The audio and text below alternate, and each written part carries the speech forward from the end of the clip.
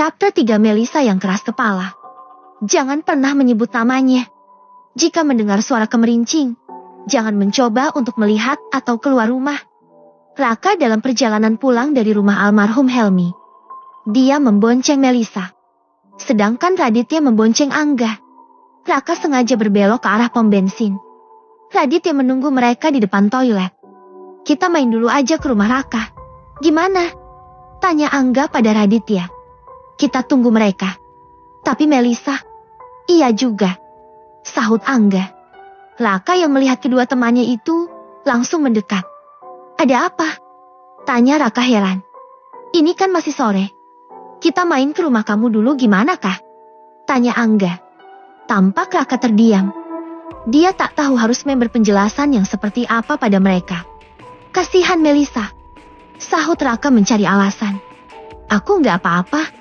Nanti pulang bisa naik taksi atau kamu anterin. Rumah aku kan nggak terlalu jauh.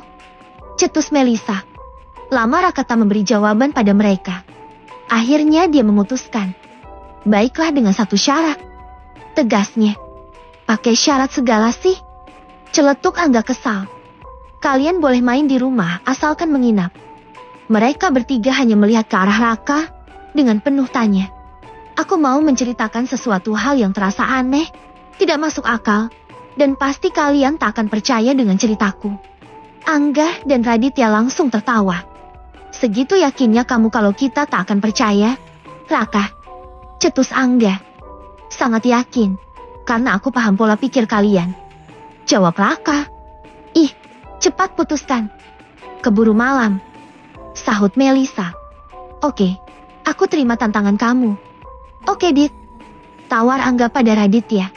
Baiklah, daripada di kos bro. Sahutnya. Akhirnya mereka berempat memutuskan ke rumah Raka. Sebelum terdengar azan maghrib, mereka sudah sampai di rumah. Bulu Sniyah menyambut senang kedatangan Raka dan teman-temannya. Ayo masuk. Ajak Bulu Sniyah. Saya di luar aja dulu Bu. Mau merokok sebentar. Sahut Angga.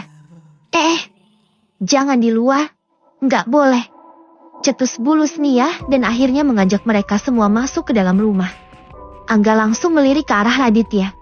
Sorry, di desaku mulai 2 minggu ini setelah maghrib jarang yang berani keluar rumah. Jadi ibuku pun begitu. Jelas Raka. Kenapa? Tanya Melisa. Kamu gak pernah dengar Mel? Rumah kamu juga daerah sini juga kan? Tanya Raka heran. Rumahku perbatasan dengan Surabaya. Nggak dekat juga nggak terlalu jauh. Wajar aku kurang update berita yang terjadi di desa kamu. Ujar Melisa seolah pembelaan diri. Memang cerita tentang apa?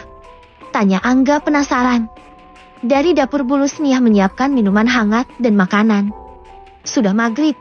Sebaiknya kalian sholat dulu. Ujar Bulu Sniyah menghentikan cerita Raka. Fitri, ini ajak Melisa ke kamar mandi. Gadis itu langsung mengajak Fitri ke kamar mandi dan ke tempat sholat. Mas Raka jadi imam. Gak mau. Sholat sendiri-sendiri aja. Elaknya. Mas, lupa pesan ayah. Kalau ayah sudah meninggal yang menggantikan imam. Mas Raka, sahut Fitri. Raka pun akhirnya tak bisa mengelak. Mereka menunaikan sholat berjemaah bersama. Belum sampai salam berakhir. Terdengar bunyi cukup keras. Beraak. Seperti pintu yang terbuka lebar dengan paksa. Belum sampai mereka berdoa, ibu buru-buru melihat ke ruang depan. Angin berembus sangat kencang, hingga membuat pintu ruang tamu terbuka lebar. Sebaiknya motor kalian dimasukkan saja. Sepertinya mau hujan. Sahut ibu. Bergegas mereka memasukkan motor ke dalam rumah. Enaknya angin segar. Celetuk Raditya. Maaf Mas Radit, pintu mau Fitri kunci. Sebelum si itu muncul, nanti bisa bawa korban lagi seperti teman Mas Raka. Celetuk Fitri yang membuat mereka bertiga terkejut. Si itu? Tanya Melisa ulang. Maaf Mbak, sama ibu gak boleh mengucapkan namanya. Sahut Fitri. Mereka bertiga memandang ke arah Raka seolah meminta penjelasan. Teman yang dimaksud adikmu, Helmi? Tanya Melisa. Raka hanya bisa mengangguk. Maksudnya gimana? Cerita dong. Tanya Raditya mulai penasaran. Wanita parubaya itu, berjalan mendekat. Sebaiknya makan dulu, yuk. Sudah ibu siapkan. Akhirnya mereka berempat menuju meja makan. Terlihat Fitri asyik menonton televisi di ruang tengah. Dia sangat senang dengan kedatangan kakaknya dan teman-temannya. Mas Raka, sudah libur kuliahnya? Tanya Fitri. Sudah, tinggal ambil SKS aja di kampus. Kapan? Tanya Fitri. Kenapa? Kamu senang kalau aku di rumah? Ada teman gitu? Sahut Raka menggoda. Iya, Mas. Fitri kalau malam hampir gak bisa tidur. Takut. Takut kenapa? Tanya Angga. Ada, itu. Hah? Kalian dari tadi selalu bilang si itu. Sebenarnya siapa dia? Tanya Raditya. Seketika Fitri terdiam. Dia tak berani menjawab dan mengalihkan pandangannya ke arah televisi. Sedangkan ibu melanjutkan kembali zikirnya. Suara petir menggelegar mengejutkan mereka. Tak lama kemudian, hujan sangat deras. Bau tanah langsung menyeruak. Segar. Aku sepertinya harus pulang. Raka, ujar Melisa. Bukannya aku tadi sudah bilang, kalian boleh main ke rumah asalkan menginap Melisa. Lagian siapa yang akan antar kamu? Masalahnya perasaanku jadi gak tenang gini. Sahutnya. Enggak tenang bagaimana? Tanya Angga. Entahlah tiba-tiba bulu kuduku berdiri dan merinding sekarang. Ucap Melisa. Raditya menyenggol bahu Raka. Ada cerita apa di balik kematian Helmi? Tanya Raditya. Sebenarnya aku pun kemarin belum tahu mengenai rumor ini. Aku sendiri belum tahu dari mana sumbernya berasal, tapi warga desa sini dan sekitar sangat ketakutan bila malam hari. Mereka takut jika... Raka menghentikan kalimatnya dan menoleh ke arah Fitri yang sedang menatapnya. Sesekali gadis itu menggeleng. Seolah dia tak ingin jika sang kakak menyebut nama itu. Aku harus mengatakannya. Fit. Biar mereka paham. Kemudian, Raka melanjutkan kembali ceritanya. Saat malam hari desa ini seperti desa mati. Setelah selesai Isya, tak ada warga yang berani keluar rumah. Mereka takut dengan andong pocong. Sesaat Raditya tersendak. Dia langsung menyambar segelas air putih yang terletak di depannya. Andong pocong. Aku baru dengar. Ucap Angga. Sebentar, aku sepertinya pernah dengar. Tapi dari siapa ya? Ucap Melisa. Dahinya terlihat berkerut. Seolah dia sedang berpikir keras. Barang siapa yang melihat andong itu, dia akan mati. Dan jika mendengar suara kerincing dari andong, jangan pernah membuka pintu atau hanya mengintip. Karena kusir dari andong itu adalah pocong. Ucap Melisa menjelaskan. Dan kau percaya? Tanya Radit. Enggak. Bagiku cuma rumor yang hanya menakut-nakuti warga. Jelas Melisa. Tapi, sebelum Helmi datang ke rumah, dia melihat sebuah kereta. Apalagi kalau bukan andong itu. Sejak itu dia terlihat aneh. Wajahnya menjadi sangat pucat seolah jiwanya tak berada dalam raga. Awalnya aku pun tak percaya. Tapi kematian Helmi seakan membuatku harus percaya. Bagaimana dengan kalian? Tanya Melisa pada Radit dan Angga yang terbengong mendengar cerita Raka. Radit hanya mengangkat bahunya. Sedangkan Angga hanya terdiam. Dia bingung harus menjawab apa. Kalian harus percaya.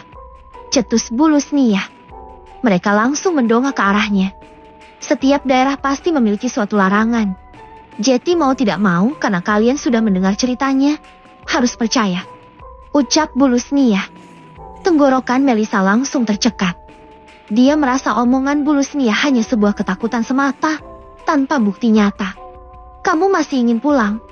Tanya bulus nih ya pada Melisa. Gadis itu mengangguk. Hujan deras pun mulai reda. Silahkan tapi jika terjadi sesuatu seperti almarhum Helmi, jangan salahkan kami. Iya Bu. Doakan saja saya baik-baik dan tidak terjadi apa-apa. Sahut Melisa. Serius kamu mau pulang? Tanya Raka dan teman-temannya yang lain. Iya, tolong pesankan taksi Raka. Mereka tak bisa menahan kemauan kuat gadis itu. Maaf Raka, tapi aku tak percaya hal seperti itu. Jika di rumahmu terus perasaanku semakin tidak nyaman. Bisik Melisa di telinga Raka. Kemudian, Raka berjalan menuju telepon rumah. Dia memesan taksi. Terdengar suara azan Isya berkumandang. Sudah sholat Isya, Mel. Mending pulang besok, sahut Raditya. Keinginan Melisa tak lagi bisa dicegah. Mereka duduk di ruang tamu sambil menunggu kedatang taksi. Suasana mulai terasa tegang. Jantung mereka berdegup kencang. Kamu serius pulang? Tanya Angga sekali lagi. Iya. Di sini suasananya enggak enak banget.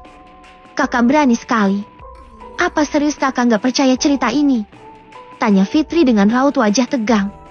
Kalian jangan mudah percaya oleh cerita rumor tak jelas seperti ini. Bisa saja kematian Helmi tak ada sangkut pautnya dengan Andong Pocong itu. Sahut Melisa tegas. Ih, kakak. Sebut lagi nama si itu. Celetuk Fitri meringis. Tintin. Nah, itu taksinya. Teriak Melisa. Bergegas dia berpamitan dengan Bu Lusnia, Fitri dan teman-temannya. Gadis itu terlihat santai. Dia keluar rumah tanpa takut. Raka ikut mengantar hingga halaman rumah bersama Angga dan Raditya. Hati-hati, Mel. Sampai rumah telepon. Cetus Raka khawatir. Oke. Makasih ya.